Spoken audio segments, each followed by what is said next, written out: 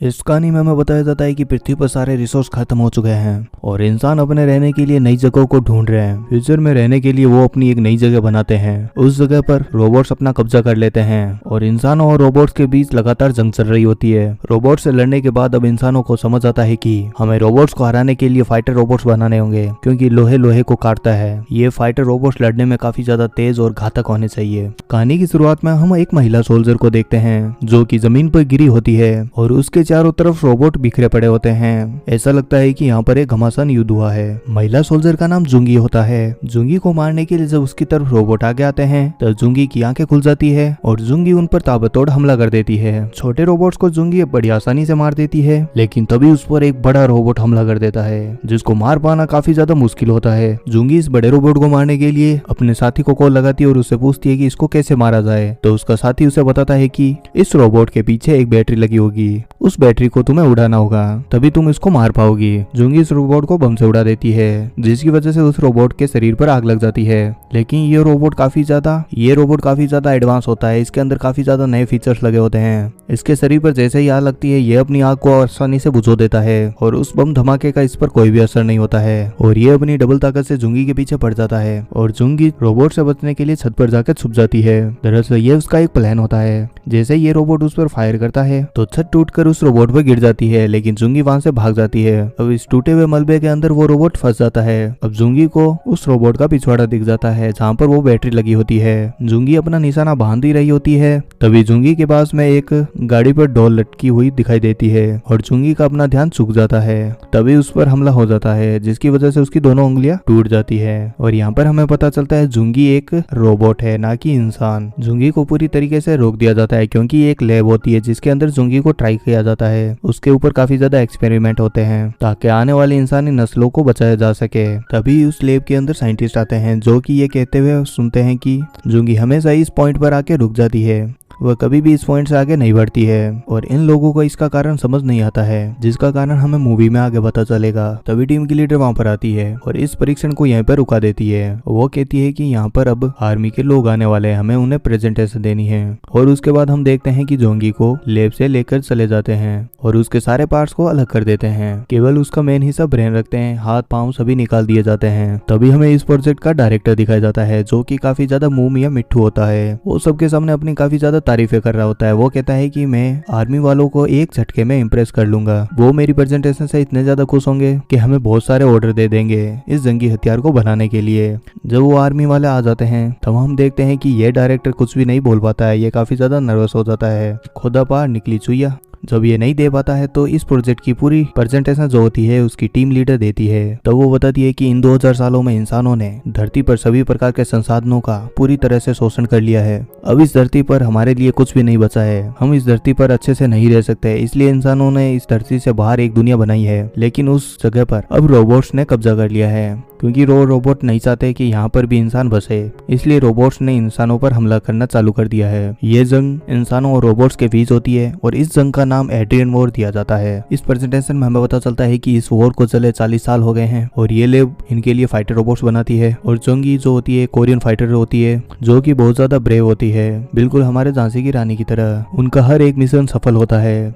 लेकिन उनका एक ही मिशन असफल होता है जिसके अंदर वो काफी ज्यादा जख्मी हो जाती है। उनको बचाने का एक ही रास्ता होता है कि इतनी बहादुर लेडी का दिमाग का एक सारा डाटा निकाल लिया जाए और उनके जैसे 1000 की सेना खड़ी कर दी जाए। और इस प्रोजेक्ट का नाम उन्हीं के नाम पर जंगी प्रोजेक्ट रखा जाता है। वहाँ पर एक जनरल बताता है कि अगर जंगी अपना लास्ट मिशन पूरा कर पाती तो ये जंग सालों पहले खत्म हो जाती, लेकिन वो ऐसा नहीं कर पाती है। और तुम इस रोबोट को कैसे बनाओगे, क्योंकि ये अपने परीक्षण में सफल नहीं हो पा रही है, क्योंकि वो लास्ट स्टेज पर फेल हो जाती है। और इसी के साथ प्रेजेंटेशन खत्म हो जाता है। जनरल्स के जाने के बाद डायरेक्टर कहता है कि अगर उन्हें हमारे बनाए रोबोट पसंद आ गए तो इससे हमें कंपनी को काफी ज्यादा फायदा होगा। रोबोट अपना परीक्षण पास नहीं करते हैं तो उस रोबोट से वापस मेमोरी निकालकर उस रोबोट को वापस डिसमेंटल कर दिया जाता है, यानी कि पूरी तरह से तोड़ दिया जाता है। प्रेजेंटेशन खत्म होने के बाद जब लीडर अपने डॉक्टर के पास जाने वाली होती है तब रास्ते में उनके साथ एक कर्मचारी होता है। तो वो अपने साथी कर्मचारी को बताती है कि जंगी जो है उनकी मोम है। वो अपने कर्मचारी को बताती है कि जब मैं छोटी थी तो मुझे लंग कैंसर था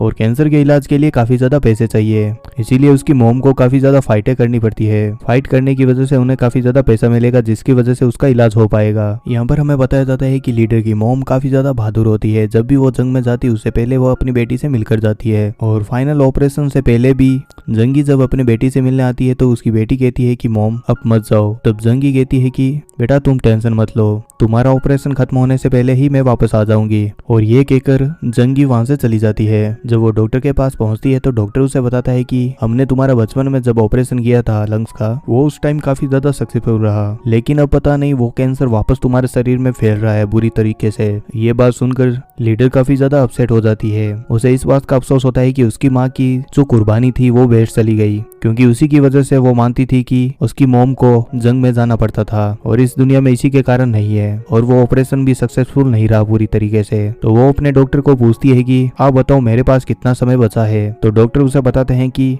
तुम्हारे पास लगभग 3 महीने ही बचे हैं। और डॉक्टर उसे कहता है कि मुझे काफी ज्यादा अफसोस है इस बात का। और उसके बाद डॉक्टर उसे सलाह देता है कि तुम अपने दिमाग का सारा डेटा किसी और के शरीर में डलवा लो ताकि तुम बच सको। यह टाइप ए प्रकार का जीवन दान होता है जिसके अंदर आपको इंसानों की तरह सारे अधिकार मिलेंगे, लेकिन इसमें काफी ज्यादा खर्चा होता है और इस खर्चे को लीडर जो होती है अफोर्ड नहीं कर पाती है। तब डॉक्टर उसे टाइप बी प्रकार का जीवन दान बताता है जिसके अंदर खर्चा कम लगेगा, लेकिन इसके अंदर अधिकार कुछ कम मिलते हैं, जैसे शादी करना, घूमना फिरना, बच्चे पैदा करना, ये सब आप नहीं कर सकते। और उसके बाद डॉक्टर उसे टाइप सी के बारे में बताता है। ये बिल्कुल फ्री होता है जिसके अंदर आप अपना डाटा सेव करवा सकते हैं, किसी भी कंपनी को भेज सकते हैं, लेकिन उस कंपनी के पास ये अधिकार होगा कि वो आपके डेटा को जैसे चाहे इस्तेमाल कर सकता है। और इस प्रकार के जीवन दान के अंदर आपको इंसान नहीं समझा जाएगा, आपके पास कोई भी प्रकार का अधिकार नहीं होगा और इस सब के बदले कंपनी आपको कुछ पैसे भी देगी। तो उसके बाद हम देखते हैं कि जोंगी कुछ भी नहीं बोलती है, चुपचाप वहां से उठकर चली जाती है और डॉक्टर जैसे पीछे होने लगता है तब हमें पता चलता है ये डॉक्टर भी एक रोबोट ही होता है। अब लीडर को अपना पुराना वक्त याद आता है जब वो छोटी बच्ची थी। तब उसके पास उसी प्रकार के कंपनी वाले आते हैं और उसकी मोम को टाइप सी में कन्वर्ट करने के लिए, टाइप सी में हाँ भरवाने के लिए उसकी मोम से यानी कि उसकी दादी से बातचीत कर रहे होते हैं। वो लोग उसकी लीडर की दादी को बताते हैं कि कैसे आपकी बेटी पूरी इंसानियत के लिए एक मिसाल होगी, हमें इस जंग में जी दिलाने के लिए आपकी बेटी जैसी बहादुर लड़की चाहिए जिसके डाटा की मदद से हम इतने ज्यादा रोबोट्स बनाएंगे कि हम इस जंग को चुटकियों में जीत जाएंगे। पूरी दुनिया इस आपकी बेटी के बलिदान को याद रखेगी। इसके लिए बस आपको इस पर साइन करने होंगे और इसके बदले आपको पैसे भी मिलेंगे और आपकी पोती का सारा खर्चा भी उठा पाएंगे। और इस तरह से जंगी की मां मान जाती है। फिर हम देखते हैं कि लीडर को वापस लैब में बुलाया जाता है और वहां पर डायरेक्टर पहले से मौजूद होता है। अब डायरेक्टर जल्दी से जल्दी इस परीक्षण को टेस्ट करने के लिए नए नए एक्सपेरिमेंट करता है और दिमाग के किसी भी हिस्से को खोलने के लिए नए नए हथकंडे अपनाता है ताकि जल्दी से इस रोबोट का क्लियरेंस मिल सके। तभी हम देखते हैं कि जंगी का एक इमोशनल हिस्सा येलो पार्ट काफी ज्यादा ब्राइट होने लग जाता है, जिसकी वजह से जंगी को काफी ज्यादा ऊर्जा मिलती है और वो और ज्यादा तरीके से खतरनाक डेंजर्स फाइट कर पाती है। उसके बाद हम देखते हैं कि लीडर और डायरेक्टर को प्रेसिडेंट बुलाते हैं क्योंकि उन्होंने इस सारे प्रोजेक्ट का खर्चा उठाया होता है। तभी हम देखते हैं कि डायरेक्टर बोलता बोलता अपना रुक जाता है और वहाँ पर देखते हैं प्रेसिडेंट पहले से मौजूद होते हैं। इससे हमें पता चलता है कि डायरेक्टर भी एक रोबोट होता है, लेकिन डायरेक्टर को इस बात का बिल्कुल भी ज्ञान नहीं होता है कि वो भी एक रोबोट है और ये रोबोट प्रेसिडेंट का ही होता है। दरअसल प्रेसिडेंट ने सबसे पहले जवानी में अपना एक रोबोट बनाया था। उसके बाद प्रेसिडेंट बताते हैं कि एड्रियन जंग अब खत्म होने वाली है, अब हमें जंगी की जरूरत नहीं है, इसके बदले हमें एक घरेलू रोबोट को बनाना चाहिए जो कि लोगों को काम कर सके, उनकी हेल्प कर सके। अब ये बताकर प्रेसिडेंट वहां से चले जाते हैं और उसके बाद दोबारा हम देखते हैं कि डायरेक्टर अपने परीक्षण को वापस शुरू कर देते हैं, लेकिन हर बार की तरह इस बार भी जंगी उसी स्टेज पर जाकर रुक जाती है, यानी कि असफल हो जाती है। और इस बात से डायरेक्टर को काफी ज्यादा गुस्सा आता है और वो इतना ज्यादा गुस्से में होता है कि जंगी का इंटरव्यू लेने के लिए खुद जाता है और वहाँ पर जंगी से सवाल करता है। जब सही से जवाब नहीं मिलता है तो वो जंगी का एक हाथ कटवा देता है, लेकिन ये देखकर लीडर को काफी ज्यादा गुस्सा आ जाता है और लीडर सारे काम को बंद कर देती है। डायरेक्टर उसे गन दिखाकर चालू करने के लिए कहता है, लेकिन लीडर कहती है कि ये सब मेरे कंट्रोल में है, मैं नहीं करने दूंगी। और अपने कर्मचारियों को सभी को कहती है कि ये प्रोजेक्ट अब बंद होने वाला है, इसलिए जंगी का सारा डेटा मुझे लाकर दे दो। कुछ समय के बाद लीडर अपना डाटा लेने के लिए जब उसके पास जाती है कर्मचारी के, तो वो देखती है कि उस कर्मचारी के पास उसकी माँ का रोबोट होता है जो कि दिखने में काफी ज्यादा गंदा होता है, यानी कि ये कर्मचारी उसकी माँ का रोबोट का मिसयूज कर रहा होता है। ये सोचकर लीडर को इतना ज्यादा गुस्सा आता है कि वो कर्मचारी का गला पकड़ लेती है। कर्मचारी लीडर से माफी मांगता है, वो कहता है कि मैंने ये रोबोट नहीं बनाया, ये रोबोट कंपनी ने बनाया है, मुझे तो केवल इसे टेस्ट करने के लिए भी दिया है। जंगी एक और हीरो है जिसे घरेलू पर्पज के लिए बनाया गया है ताकि ये लोगों को एंटरटेनमेंट कर सके। और वो लीडर को याद दिलाता है कि ये एक टाइप सी प्रकार का एग्रीमेंट है जिसके अंदर हम इस रोबोट को किसी भी प्रकार का बना सकते हैं, इसका अधिकार सभी के पास होता है। और लीडर गुस्से में उसे छोड़कर वहां से चली जाती है। और ये सब गंदा मजाक देखकर लीडर ये समझ जाती है कि उसे अपनी मॉम को बचाने के लिए खुद ही कुछ करना होगा। तो वो परीक्षण कक्ष में जाती है और जंगी से बात करती है। और यहाँ पर हमें पता चलता है कि वो येलो पार्ट जब एक्टिवेट होता है तो ये उसका एक इमोशनल पार्ट होता है जो यादें उसकी बेटी से जुड़ी होती है। और जंगी उसे बताती है कि आज उसकी बेटी का ऑपरेशन है और उसे पूछती है कि वो कैसा रहा। तब लीडर उसे बताती है कि ऑपरेशन पूरी तरीके से सफल रहा है, आप टेंशन ना लें। और ये कहकर उसके